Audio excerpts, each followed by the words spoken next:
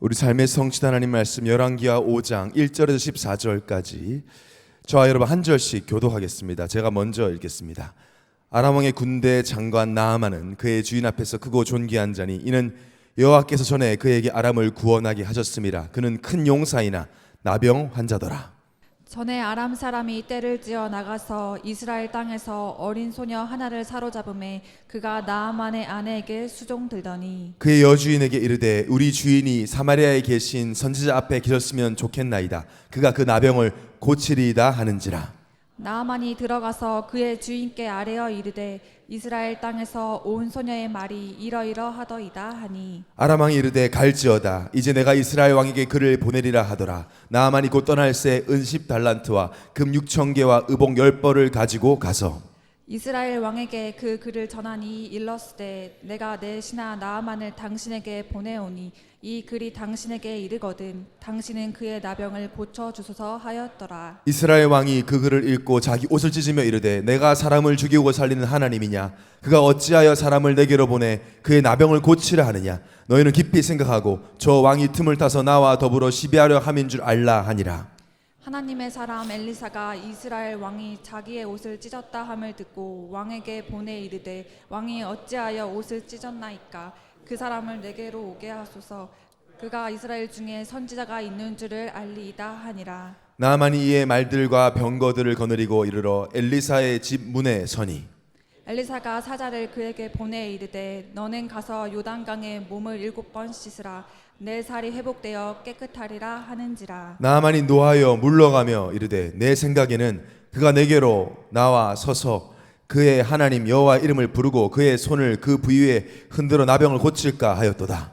다메섹 강 아바나와 바르발은 이스라엘 모든 강물보다 낫지 아니하여 내가 거기서 몸을 씻으면 깨끗하게 되지 아니하랴 하고 몸을 둘러 분노하여 떠나니 구조하셨습니다. 그의 종들이 나와서 말하여 이르되 내 아버지여 선지자가 당신에게 큰 일을 행하라 말하였다면 행하지 아니하였으리이까? 하물며 당신에게 이르기를 씻어 깨끗하게 하라 함이리이까 하니 나아만이 이에 내려가서 하나님의 사람의 말대로 요단강에 7번 몸을 잠그니 그의 살이 어린아이의 살같이 회복되어 깨끗하게 되었더라.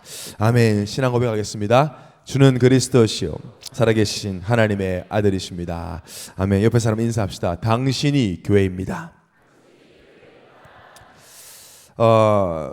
교회가 누릴 수 있는 가장 큰 영광은 성삼위 하나님을 예배하는 것입니다.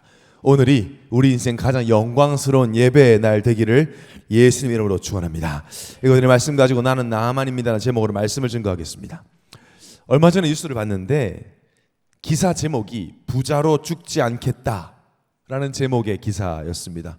너무 생소하죠? 보통 뭐 가난하게 죽지 않겠다 뭐 이런 결단을 해서 열심히 사는 내용은 있어도 부자로 죽지 않겠다라는 기사였어요. 일단 뭐 여러분이 쓴 것 같지는 않습니다. 우리는 지금 죽으면 바로 이루어지는 내용이기 때문에 보니까 마이크로소프트 창업자인 빌 게이츠가 최근에 한 말이에요. 부자로 죽지 않겠다. 뭐라고 말을 했냐면 인터뷰를 통해서 앞으로 20년간 내 재산의 전부를 전 세계 생명을 구하고 개선하는 데 기부하겠다, 환원하겠다고 말하면서 이렇게 얘기했어요. 내가 죽으면 사람들이 나에 대해 많은 말을 하겠지만 그가 부유하게 죽었다는 말은 나오지 않도록 할 것이다. 이렇게. 여러분 어떻게 생각하세요? 지금 전혀 공감이 아예 안 되고 있습니다. 우리는 평상시에 그런 생각을 아예 하지도 않죠. 그래서 좀 그 기사를 보면서 좀 약간 부끄럽기도 하고 뭐 부자로 죽지 않겠다. 나는 사회에 환원하겠다. 이런 생각들을 우리가 아예 안 하고 살다 보니까요. 일단 뭐 돌려줄 돈이나 있으면 좋겠다. 일단 하나님 줘보세요. 돌려드릴게요라고 이렇게 얘기하기도 하는데 이런 빌 게이츠와 같은 사람들을 보고 노블리스 오블리주의 모델적 인물이라고 하죠. 노블리스 오블리주는 사회적, 경제적인 높은 위치에 지위에 있는 사람일수록 그 혜택을 누리는 만큼 그에 따른 도덕적 책임감을 함께 가져야 한다라는 뜻입니다. 내가 스스로의 노력만으로 성공한 것이 아니라 국가와 사회의 많은 도움과 배려를 받은 것이기 때문에 받은 것을 돌려준다. 사회와 국가에 환원한다라는 의미를 가지고 있죠. 뭐 대단한 인물이기 때문에 참 불신자이지만 일반 사람들과는 생각이 참 다르구나라는 생각이 들면서 하나님 자녀로서의 영적인 승부욕이 좀 자극이 되잖아요. 왜 태어났는지 우리는 답을 알고 있는데, Born for this라는 말씀의 답을 아는데 세상의 훌륭한 사람하고 하나님 나라의 못난 사람하고 비교할 수 있을까? 하나님 나라의 사람과 어떻게 세상 나라 사람이 비교되겠습니까? 아무리 세상에 위대하고 훌륭한 사람이라도 하나님의 나라에 들어갈 수가 없지 않습니까? 그래서 근본과 본질이 다른 하나님 나라의 사람이라면 우리는 잠시 이 세상에 사는 동안 하나님의 나라의 이 미션을 가지고 살려고 하나님의 보내심을 받은 자들이라면 세상 사람들과는 완전히 다른 삶을 추구하는 것이 당연하지 않느냐라는 제 마음의 질문을 좀 하게 되었습니다. 여러분, 우리는 천국 가기 위해서 신앙생활을 하는 것이 아닙니다. 하나님의 은혜로 예수를 그리스도로 믿어지는 은혜를 받았다면 이미 우리는 완벽한 구원을 받았습니다. 그리고 천국 가기 위한 종교생활이 아니라 천국을 보장받았기 때문에 이 땅에서부터 천국을 누리다가 천국 가야 됩니다. 그럼 자, 천국을 누린다는 말이 뭐예요? 이걸 너무 오해해서 마음대로 하고 싶은 대로 하는 그런 수준으로 얘기하는데 그런 수준이 아닙니다. 천국을 누린다는 말은 세상 사람들은, 세상 나라 사람들은 아예 할 수도 꿈꾸지도 못하는 하나님 나라의 사람만이 누리는 삶을 살다가 부름을 받겠다는 것이에요. 저는 그 질문을 되게 많이 해요. 내가 하나님 나라 사람인데 이 세상에 잠시 사는 동안 하나님 나라 사람만 누릴 수 있는 걸 누리다가 부름 받아야 되는 것 아니냐. 그게 뭐죠? 하나님 나라의 사람만이 누릴 수 있는 것이 바로 하나님께 쓰임 받는 것입니다. 하나님 나라의 일에 쓰임 받는 것이 이 땅에서 천국을 누리는 것입니다. 지난주 하나님이 쓰시는 사람이라는 강단 말씀 묵상하면서 이 환원이라는 단어가 생각이 났어요. 환원. 저의 과거를 상고하여 돌아보니 지금 이곳에 있고 이 목회자라는 직분을 가지고 하나님을 섬기는 것이 너무나 큰 은혜임을 다시 한번 확인하게 되었어요. 영적인 탈선을 할 확률이 압도적으로 높은 삶을 살아왔는데 복음과 하나님과 아무 상관없이 살아가야 할 운명이었는데 평생 눈에 보이는 것만을 위해 영원한 영적 존재가 평생 썩어 없어질 것을 위해 있다가 사라질 것을 위해 사람에게 인정받기 위해 살았어야 할 나였는데 그렇게 창조가 되어지지 않은 줄도 모르고 살았어야 했는데 특히 저는 뭐 장애가 있는 누나가 있는 그런 가정에서 늘 평범한 가정이고 싶었던 평범이 꿈인 채 그저 눈에 보이는 거 아무 문제만 없으면 좋겠다. 그렇게 실제 생각하고 살았던 저의 과거를 돌아보며 하나님이 여러 가지 지금까지 많은 걸 겪게 하시면서 무엇보다 복음을 깨닫게 하시고 죄인의 끔찍함과 비참함을 알게 하시고 예수 그리스도의 은혜와 사랑을 알게 하셔서 그 은혜와 사랑에 감사해서 남은 인생 하나님께 쓰임 받는 사람 목회자로 살게 되었는데 목회자라는 직분을 통해 하나님 더 큰 사랑과 은혜를 베풀어 주셨음을 저는 지난주 강단 말씀 묵상하면서 좀 확인하게 되었어요. 요한복음 15장 5절을 저는 그 예수님의 말씀을 수시로 묵상합니다. 제 이름을 넣어서 나는 포도나무고 너는 가지야. 정성민 너는 가지야. 너는 나를 떠나서 아무것도 할 수 없어. 저는 이 말씀이 어떤 말씀보다 힘이 되고 정신이 차려지는 말씀이에요. 착각하지 않도록 나를 붙잡아주는 안전벨트와 같은 말씀이에요. 예수님이 포도나무 나는 가지 정성민은 예수를 떠나서는 아무것도 할 수 없는 자. 너무 아멘이 돼서 너무 감사하고 그래서 지금 이 자리에 선 지금도 목회자 살아가는 모든 순간이 너무나 감사하죠. 요즘 저는 정학행을 이제 예배 끝나고 다 새가족 양육반 수료한 분들을 이제 제가 따로 만나는데 참 행복한 시간이에요. 정학행이라는 이름도 제가 안 지었어요. 우리 새가족국에서 한 7년 전에 지었는데 잘 모르는 분들을 위해서 하면 정성민 목사와 함께하는 확신한 행복이라는 말입니다. 그게 왜 그렇게 저는 잘 모르겠습니다. 하여튼 그렇게 지었는데 진짜 근데 이 이름대로 참 확실한 행복을 확인하는 행복한 시간을 저는 매주 설레고 기대되고 메시지 끝나고 피곤하기보다 오히려 약간 그 하나님이 주선한 소개팅을 하는 듯한 어색하게 앉아 있거든요. 앉아 있으면 들어가서 나가고 싶다가 다시 들어가서 저도 어색한 게 힘들지만 같이 막 얘기를 하니까 하나님이 주선해서 만나게 해주신 한 팀으로 이제 우리가 함께 평생 함께 이 여정을 가자 이런 중심을 나누는 시간이니까 보기만 해도 되게 행복하고 우리 EBS도 같이 이렇게 새가족처럼 앉아 있는데 그냥 그 어색함과 떨림이 너무 매주 좋은 것 같아요. 근데 요즘에는 예전에는 그냥 한번 와봤어요. 뭐 오다 보니까 이렇게 왔어요라고 말하는 청년들이 많이 있었다면 요즘에는 최근 몇 주는 계속 말씀이 들려져서 오기 싫었는데 오게 되었어요라고 말하는 분들이 꽤 많아요. 되게 이유가 다양하더라고요. 오기 싫었던 이유가. 그래서 그런 오기 싫었던 이유를 다 말해줘요. 친절하게 요새 MZ들은 내가 이래서 오기 싫었다 이렇게 얘기를 해요. 지난주에 한 청년은 직장 동료가 하도 가보자고 하길래 제가 얘기했대요. 나는 재미없으면 안 간다. 나는 재밌어야 간다. 그래서 우리 청년이 기도했대요. 하나님 오늘 목사님 설교가 재밌게 해주세요. 실제 왜 이 친구가 재미없으면 안 오겠다. 언젠지 기억은 안 납니다. 근데 그날 너무 재밌었대요. 너무 웃겼대요. 그래서 정확히 소감이 목사님 너무 웃겨요라고 써있어요. 그래서 저를 보면서 얘기해요. 목사님 너무 웃겨요. 매주 웃겨주세요. 주여 큰일 났다 이제. 노잼이 될 것 같습니다 이제. 그때부터 부담스럽게 시작했어요. 근데 웃겨서 오다가 지금은 말씀이 들려서 온다 이렇게 얘기하고 또 어떤 청년은 99년생이에요. 남자 청년인데 깜짝 놀랐어요. 89년생이 아닐까? 79년생이 아닐까? 이 생각을 했어요. 보니까 이 되게 참 신기한 것이 이게 말이 좀 이상한데 여러분 우리 교회 권사님이 운전하시는 470번 버스 장로님도 아니고 집사님 여자 권사님이 시외버스 470번을 운전을 하신대요.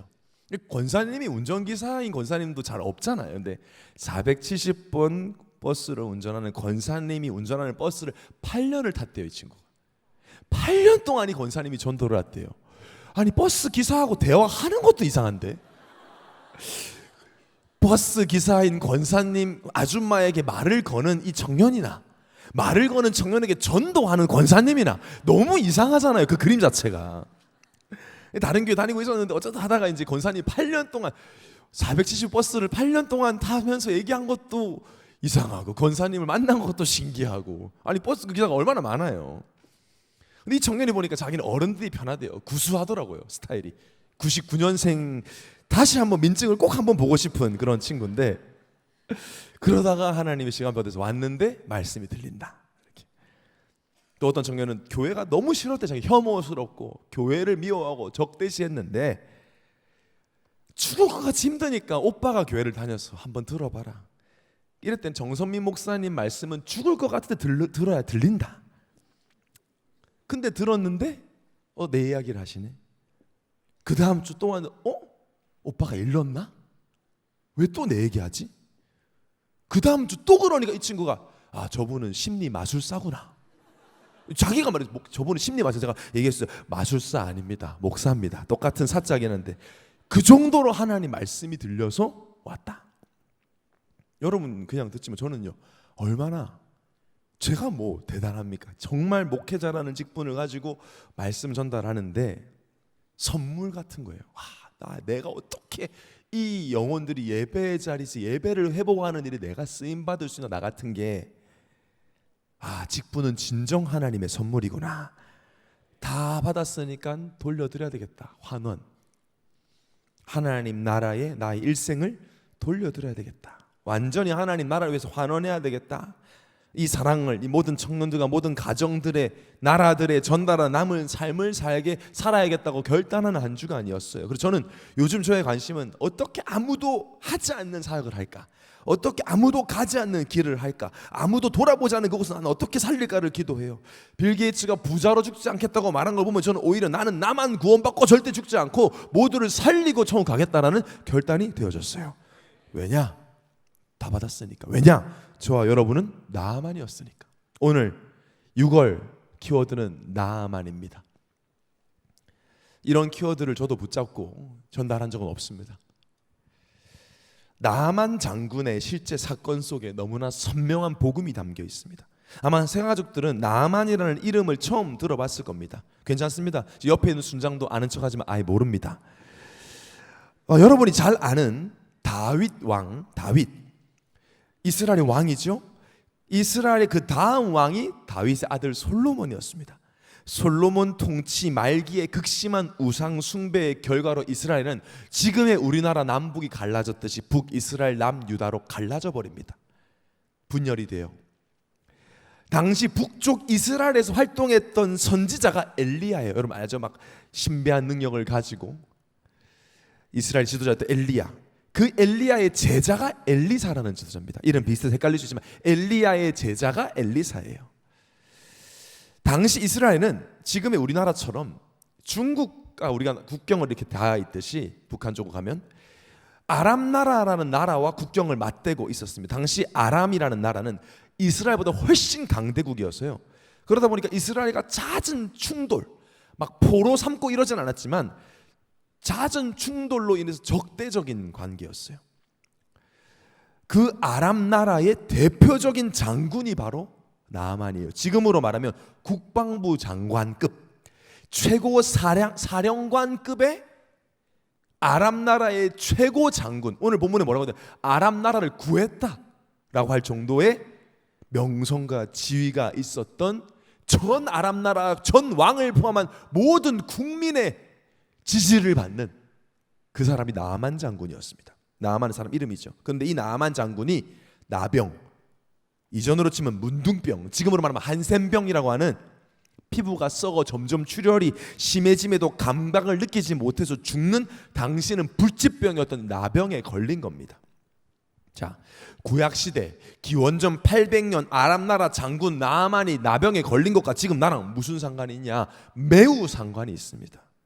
그래서 굳이 성경에 기록했고 오늘 하나님의 정확한 시간표에 이 말씀을 듣게 하심을 믿는 믿음으로 말씀 받으시기 바랍니다.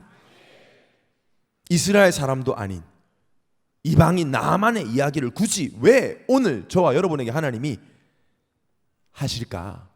이유 없이 말씀을 주시는 하나님 아니신데요.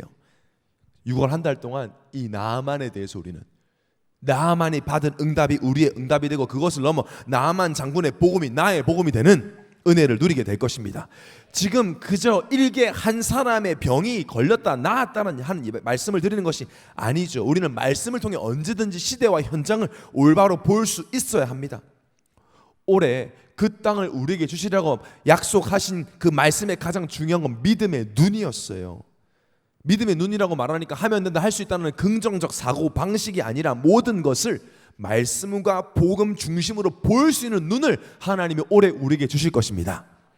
자, 나아만을 통해 우리는 무엇을 봐야 합니까? 첫 번째로 나아만을 통해 세상 현장을 봐야 됩니다. 1절을 봅니다. 아람 왕의 군대 장관 나아만은 그의 주인 앞에서 크고 존귀한 자니 이는 여호와께 전에 그에게 아람을 구원하게 하셨습니다. 그는 큰 용사에 난 나병 환자더라. 나아만 장군은 너무너무 훌륭한 사람이었어요. 인격적으로 지위적으로 업적을 봐도 그렇고요. 하나님을 믿지 않는 우상 숭배하는 사람이지만 인간적으로 너무너무 괜찮은 사람, 대단한 사람. 지금도 국방부 장관하면 대단해요. 당시에는 뭐 군사 그것이 전부인데요. 군사력이 그 자리까지 가기까지 얼마나 많은 노력을 했겠습니까? 성경에 하나님 믿지 않는 사람은 이렇게까지 극찬한 경우가 많지가 않아요. 하나님 믿지 않는 사람 보고 크고 존귀한 자다 그랬어요. 특히 그 왕이 볼 때 크고 존귀한 자고 용사다, 큰 용사다. 그러니까 모두가 인정하는 너무너무 멋있는 사람. 우리 주위에도 우리 가족들 중에 그런 사람 있잖아요. 이번에 가족 초청 예배를 초대하기 가장 힘든 부모님들이 어떤 부모님이냐면 차라리 막 맨날 술 드시거나 막 뭐 문제가 많은 아버지나 막 계속 몸이 좀 아픈 어머니들은 어떻게든지 우리가 엄마 이렇게 와야지 이번 회복될 거 이렇게 말 수 있는데 너무 삶이 멋있고 늘 교회 열심히 다니는 아들 딸 존중해주고 나는 안 가지만 너희는 잘 다니라고 이런 분들이 제일 어려워요. 그래서 우리가 기도하는 것인데요. 참 저분은 불신자인데도 말할 것이 없다, 할 말이 없다. 오히려 너무 존경스럽고 너무 내가 배울 게 많다. 아, 저분한테 복음 전해야 되나?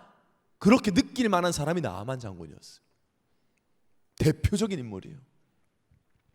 그런데 이렇게 훌륭한 분이 잘못한 것이 없어요. 실수한 게 없어요. 그런데 나병에 걸렸어요. 문둥병에 걸렸어요. 절대 걸리면 안 되는 병입니다. 그 병에 걸리면 지금까지 장군으로서 이루어온 모든 것을 다 잃어요. 일단 격리되고 나병 환자 촌에 살아야 되고, 당시에는 나병 자체를 부정하고 더럽고 심판과 저주를 받은 것으로 인식했기 때문에요. 절대 걸리면 안 되는 병이에요. 그 병에 걸린 겁니다. 성경은 역사적 사실도 기록하고 있지만 영적인 의미를 담고 있죠. 성경에서 나병은 죄를 상징합니다. 2025년을 살고 있는 우리에게 무엇을 말씀하시는 겁니까? 죄의 치명성과 그 결과를 말씀하는 겁니다. 나병에 걸리면 절대 안 된다. 인간은 절대 죄인이 되어서는 안 됩니다. 이것이 하나님의 창조 원리입니다. 법칙이에요. 죄는 절대 지어서도 가져서도 안 됩니다. 인간은 해결이 안 되기 때문에요. 그 죄가 해결되는 방법 자체가 없어요. 당시 나병처럼. 나병이 무서웠던 건 스스로는 절대 고칠 수가 없는 거예요. 훌륭하고 인자하고 인격적으로 탁월하고 겸손해도 걸리면 아무 소용도 없고 아무것도 할 수 없었어요. 어떤 것도 의미가 없어집니다. 나병이 무서운 것은 점점 작았던 그 나병의 상처가 온몸에 퍼지면서요, 모든 몸의 감각이 없어집니다. 신경이 다 죽어서 상처가 생기면 과다출혈에 썩는 괴사 상태가 돼서 손과 발의 원래 모습을 잃어버리고 변형되어져요. 손가락이 없어지고 마디가 없어지고 이러다 보니까 변형되어진다는 것이죠. 죄를 말하는 겁니다. 죄인인 인간은 이미 저주받은 상태예요. 막을 수가 없어요. 그 죄가 온몸의 인격이 다 죄로 물들어 버려요. 온몸에 죄가 흘러요. 죄인은 나의 양심도 생각도 사고방식도 하나님과 하나님의 창조 원리와 하나님 말씀과는 멀어지면서 마비되고 굳어져요. 영적으로 하나님을 예배하는 존재가 변형되어 이상하게 너무 보기 싫게 변형이 되어 물건 앞에 절을 해요. 음식 앞에 절을 해요. 물질과 명예를 예배하는 변질적 삶을 살아요. 죄 때문에. 나병 환자가 격리되듯 죄인은 하나님과 단절되고 격리되어서 일생을 하나님 없는 저주 속에 죄인들끼리 살다가 영원한 지옥에 갑니다. 실제 나병보다 영적 나병인 죄 문제가 훨씬 더 무섭습니다. 육체에 드러나는 나병은 걸리면 인정합니다. 그런데 영적인 나병은 문제가 계속 오고 또 오고 또 오는데도, 가정의 문제, 가문의 대물림이 계속 오는데도 인정을 하지 않습니다. 보이지 않기 때문에. 그래서 무섭죠. 오늘 이 말씀은 기원전 800년 전 아람 나라 장군 이야기가 아니라 우리 집 이야기고 우리의 과거 이야기입니다. 우리 모두가 나아만이었습니다. 오늘 이게 인정되면 여러분은 답을 얻게 됩니다.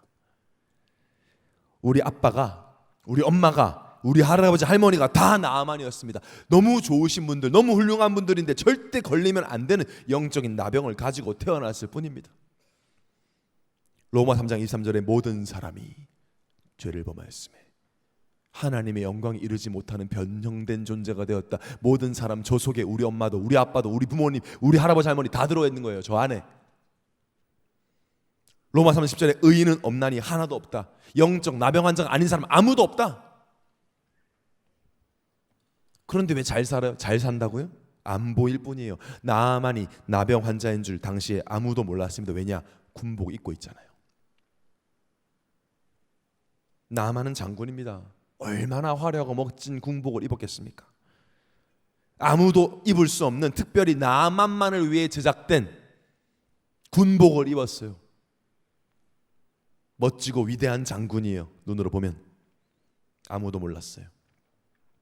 지금 불신자를 보면서, 성공한 사람들 보면서 보험에서도 괜찮겠다라는 생각을 당시에도 많은 사람들이 했어요. 그런데 이스라엘 소녀 나아만 장군 집에서 종살이하던 그 소녀가, 학자들은 나아만 장군의 빨래를 하는 중에 아마 피 묻은 빨래를 보았을 것이다라고 얘기해요. 피가 묻어 있는 옷을 빨면서 아마 알게 되었을 것이다.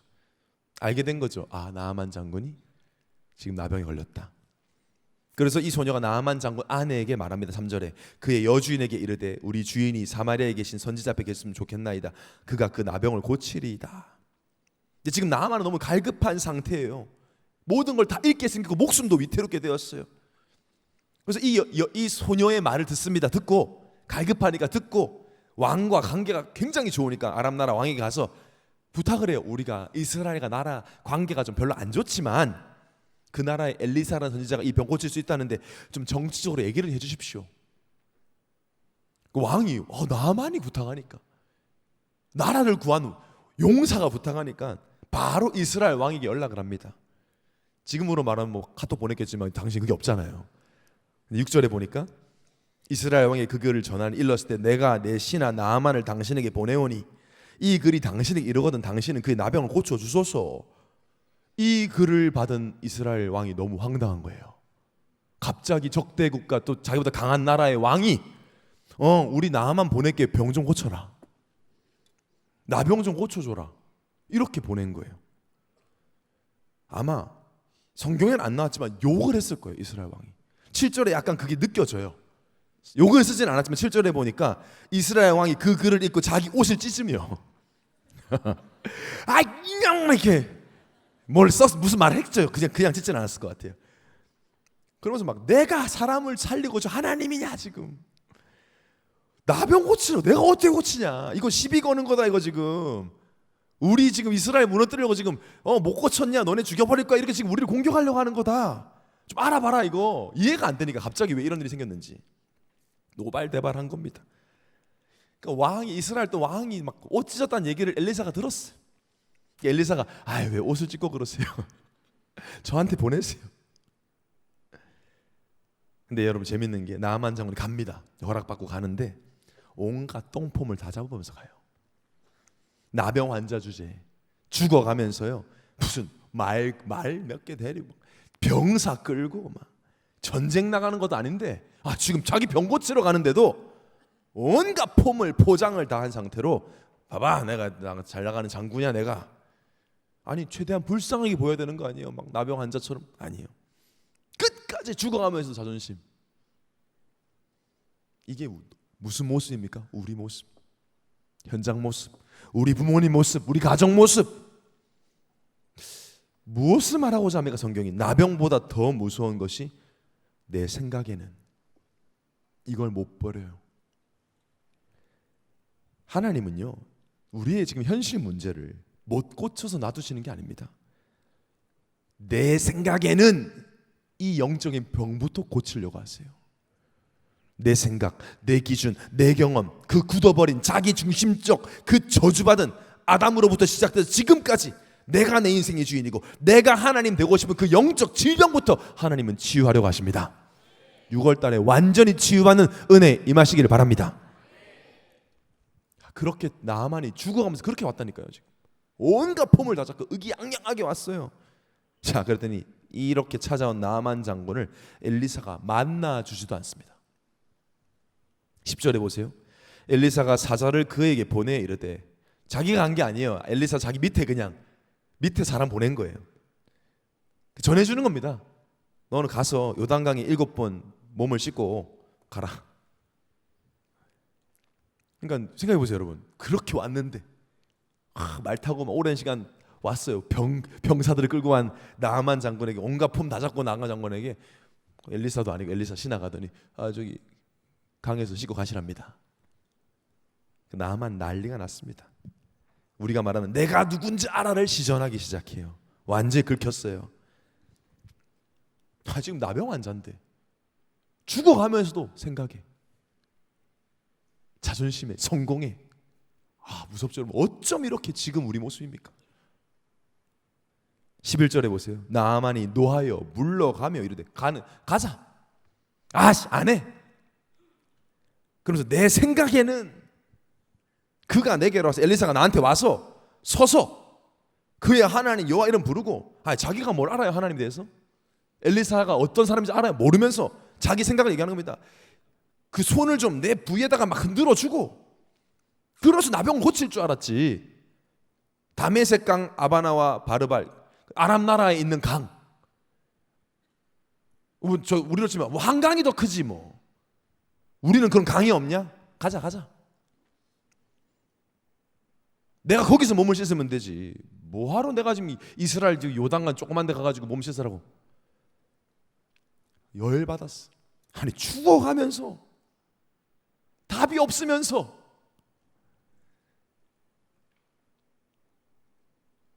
자기가 죽어가면서 자존심 건드니까 자기 인정 안 해주니까 다시 가자. 딱 우리 모습이에요. 딱 현장 모습, 딱 우리 가정 모습. 우리 현장에서 복음 전하면 예배 드려봅시다. 말씀 들어봐요. 내가 알아서 할게. 아무 교회나 가면 되지 뭘 그렇게 꼭. 내 교회 가면 지금 내 문제야. 돈 주자 교회가. 예수가 돈 주냐? 예수가 밥 주냐? 예수 믿으면 병 낫냐? 그런 허무맹랑한 소리를 하고 있냐? 너나 잘해라. 현장은 그렇잖아요.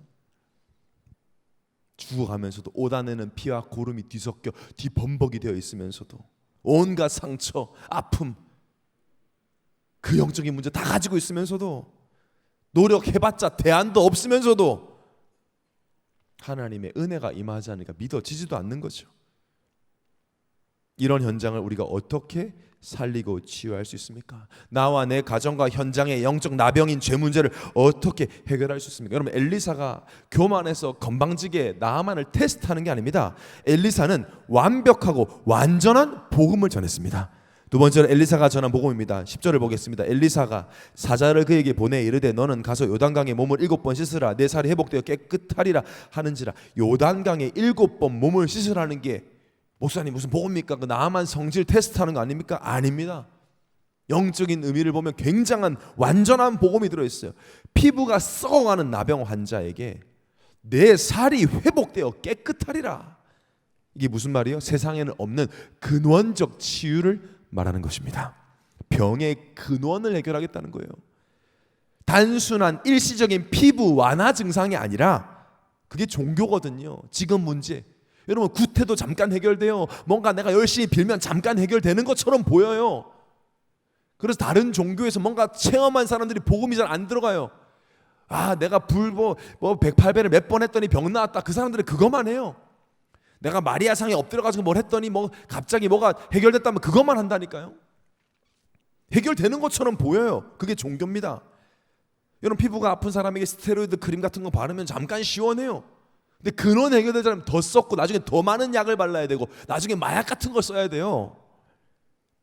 시간이 지나면 더 악화됩니다. 그게 종교고 그게 세상 방법이에요. 내가 원하는 것을 이루면 멋진 군복을 입으면 모두의 사랑을 받고 나만 장군처럼 존경받고 박수 받으면 좋아요. 기분 좋아요. 행복할 수 있어요. 그런데 그것이 나의 근원적 문제를 해결할 수가 없습니다. 요단강에 몸을 7번 씻는 것은 중요한 영적인 의미가 있습니다. 성경에서 숫자 7은 하나님의 완전함을 말합니다. 그리고 요단강에 들어간다는 것은 세례의 의미와 함께 예수 그리스도의 피로 정결케 된다라는 의미가 있습니다. 요한일서 1장 7절 우리 합독하겠습니다. 시작. 그가 빛 가운데 계신 것 같이 우리도 빛 가운데 행하면 우리가 서로 사귐이 있고 그 아들 예수의 피가 우리를 모든 죄에서 깨끗하게 하실 것이요. 예수 그리스도의 피가 우리의 죄의 근원을 완전히 깨끗게 하신다. 그래서 오직 예수입니다. 예수의 피밖에 없습니다. 그래서 오직 그리스도입니다. 죄사함 받는 나병의 근원을 제거하고 해결하고 치유하는 유일한 길은 오직 예수 그리스도예요. 그래야 하나님 만나요. 그래야 마귀의 일이 멸해져요. 그래야 영적인 상태가 뒤바뀌어요. 그래서 성경 전체가 오직 그리스도를 말하는 것입니다. 종교개혁자 요한 칼빈은 이 나만의 치유 장면에 대해서 이렇게 말했어요. 하나님이 외형적으로 하찮아 보이는 요단강을 통해 놀라운 능력을 나타내셨다. 예수님도 흠모할 곳이 없었죠. 전혀 그리스도처럼 안 보였죠. 연약하게 십자가에 매달린 것처럼 보였지만 당시 요단강도 볼품 없었거든요. 그러니까 나만 장군이 열받을 만 하거든요. 이렇게 한강처럼 큰 강도 아니고 조그만 개울 같은 그런 강이었기 때문에 예수님을 상징하는 거예요. 그리스도 같이 보이지 않고 만왕의 왕처럼 보이지 않았던 그 예수님, 십자가에 매달려 연약해 보이지만 그 십자가의 죽음이, 그 피가 죽으시고 부활하심을 그 믿는 순간 모든 사람은 절대로 불가능한 죄를 사함받게 되는 능력이 그리스도 예수 피 안에 있다는 것입니다. 갈라디아서 16절에 너무나 분명하게 하죠. 사람이 의롭게 되는 것은, 다시 말하면 치유받는 것은, 완전하게 회복되는 것은 율법의 행위로 말미암음이 아니요 오직 예수 그리스도를 믿음으로 말미암는 줄 알므로 우리도 그리스도 예수를 믿나니, 이 이는 우리가 율법의 행위로서가 아니고 그리스도를 믿음으로써 의롭다함을 얻으려 함이라. 율법의 행위로서는 의롭다함을 얻을 육체가 없느니라. 나만 장관이 무엇을 한들 나병이 낫겠어요? 뭘 더 했어야 합니까? 나쁘다 하는 게 아니죠. 어떤 행위로 해결할 수 없듯이 아무리 바르고 착하고 나만 장관처럼 훌륭하고 존경받았고 모두가 인정해도 죄사함과는 상관이 없는 거예요. 의롭다함을 얻을 수 없습니다. 오직 하나님의 은혜이고 오직 믿음입니다. 그리고 솔라 피데, 솔라 그라티아, 오직 믿음, 오직 은혜로만 구원을 받는 것입니다. 내가 믿고 싶다 믿는 것도 아니에요. 에베소 2장 8절에 그 은혜에 의하여 믿음으로 말미암아 구원을 받는 것입니다. 오직 믿음, 예수 그리스도를 믿음으로 죄사함을 받고 죄사함 받아야 하나님의 생명이 들어가고 그때부터 회복이 시작되는 것이죠. 새 살이 돋는 것이죠. 근원이 해결되면서 하나님과 함께할 때, 함께하는 그 자체가 회복이죠. 그때 어둠의 세력이 완전히 떠나가는 것이죠. 엘리사는 이 한 줄이지만 완벽하고 완전한 복음을 전했어요. 이제 나만이 결정해야 되죠. 이것을 받아들일 것인지 무시할 것인지. 근데 지금 상황을 보니까 무시할 것처럼 보이잖아요. 가자. 근데 하나님이 은혜를 주셨어요. 참 나만 너무 우리랑 닮았어요. 저랑 너무 닮았어요. 잘하다가 자존심 건드면 안 해. 죽어가면서도 나 괜찮아. 근데 하나님 은혜를 주시니까 여러분 아버지가 생각이 납니까? 어머니 생각이 나요? 안 될 것 같습니까? 우리 엄마 아빠는 절대 안 올 것 같습니까? 하나님이 은혜 주시면 변화가 됩니다. 내 생각대로에 잡혀있던 나만이 은혜를 입으니 말씀대로 하나님 말씀에 순종을 합니다. 13절을 보겠습니다. 그의 종들이 나와서 말하여 이르되 내 아버지여 선지자가 당신에게 큰일을 행하라 말하였다면 행하지 아니하였으리까. 하물며 당신에게 이르기를 씻어 깨끗하게 하라 하미리까니.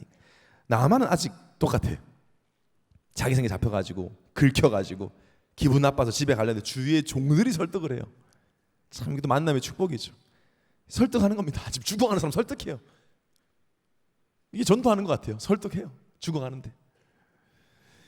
아니 대단한 거 하라 그랬으면 하셨을 거 아닙니까? 너무 쉬우니까 목욕하고 가라니까 이걸 안 믿는 거. 우리가 그러잖아요. 복음 전하면 뭐 진짜 마음으로 믿으면 구원 만나니까 에이 그렇게 쉽냐고. 뭐 그런 거 그렇게 간단한 일이냐. 그러니까 설득하는 거예요. 목욕 한번 하라는데 하고 가시죠. 그래서 못 이기는 척 나아만이 갑니다. 요단강으로. 이것도 너무 우리 모습 같아요.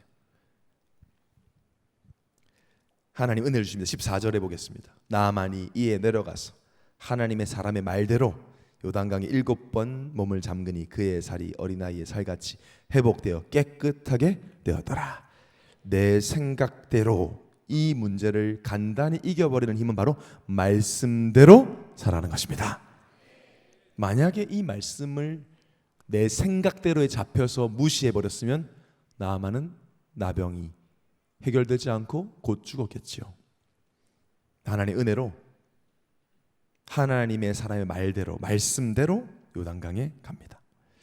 생각을 버렸습니다. 대단한 믿음도 대단한 자세 안 잊었잖아요, 여러분. 막 못 이겨서 거의 억지로. 그렇지만 성경에 말한 것처럼 겨자씨만한 작은 믿음이지만 그 믿음으로도 말씀을 믿고 붙잡았더니 이해되지 않지만 와닿지 않지만 안 될 것 같지만 믿고 한 번이나 7번 몸을 담그니 어린 아이같이 살같이 회복되어 깨끗하게 되었다. 예수 그리스도를 믿게 되면 모든 죄를 사함받고 영적으로 의로워지고 깨끗해지고 죄 없이 되고 사주팔자 운명에서 완전히 빠져나오게 되는 것입니다. 아닌 것 같고 안 될 것 같아도 진정으로 믿으면 의롭게 되어집니다. 이것이 영적 진리이자 사실이에요. 오늘 이 믿음을 회복해야 돼요. 완전한 복음이에요. 거의 다 나았더라 아니에요. 깨끗게 되었더라. 미결 사항이 없어요. 완전한 치유를 처음부터 주셨어요. 여러분 깨끗합니다. 아멘. 여러분 완전한 의로운 의인입니다. 죄인은 예배 드릴 수 없어요. 하나님께.